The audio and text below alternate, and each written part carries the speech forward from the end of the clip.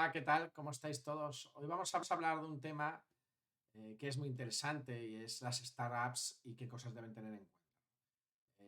Cuando hablamos de startup, primero que debemos decir es o definir qué consideramos una startup, porque no todas las empresas que se constituyen o de reciente creación son startup.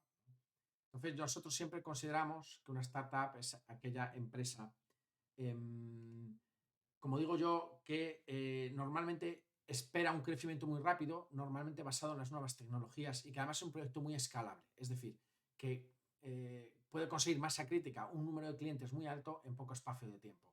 Y que tiene una gran posibilidad de crecimiento, entre otras cosas, porque su público es muy numeroso, ¿no? Yo puedo dedicarme, por ejemplo, a hacer un software para asesorías y sé que mis posibilidades de clientes pues, son las 70.000 asesorías que hay en España, ¿no? Por ejemplo.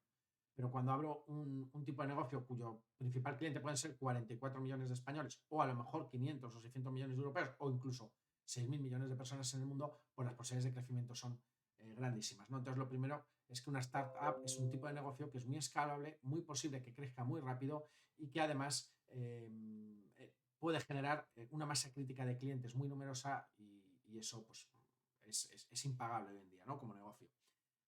Con estos ingredientes muchas veces suceden varias cosas cuando empiezas una startup, porque normalmente el emprendedor es una persona que tiene capacidad económica limitada e incluso pues necesita de alguien, que normalmente tiene de amigos, de conocidos, al que es muy difícil atraer porque no puede tener, no puede, tiene la capacidad de pagar salarios muy altos, ¿no? Entonces muchas veces yo digo que entrega acciones de la compañía o bien le dice a esa persona que si se consiguen determinados hitos, por ejemplo el desarrollo del software, le da acciones de la compañía. Es verdad que dar acciones de la compañía a veces es no solo darle, digamos, los derechos económicos de lo que puede ser la acción, sino también los derechos políticos, ¿no? Votaciones en juntas generales, etcétera. Y existe una alternativa muy usada en el mundo anglosajón que es las Phantom Share, ¿no? Que al final es más complicado de definir, pero por resumir en este vídeo, digamos que es la entrega de los derechos económicos como si fueras accionista sin ser. Dicho esto, si no he constituido la sociedad y la tengo pensada constituir, o si es de reciente constitución, lo primero que hay que hacer, vamos a suponer que no la hemos constituido, es constituir la sociedad, ¿no? Y aquí, al constituir la sociedad, existe otro post y otro artículo para ello, no voy a entrar en ello, pero bueno, sí existe hoy en día constituir una sociedad es muy rápido y muy baratito y no necesita de grandes desembolsos y hoy en día digamos que la falta de dinero o de posibilidades económicas no es excusa para no abrir una sociedad, ¿no?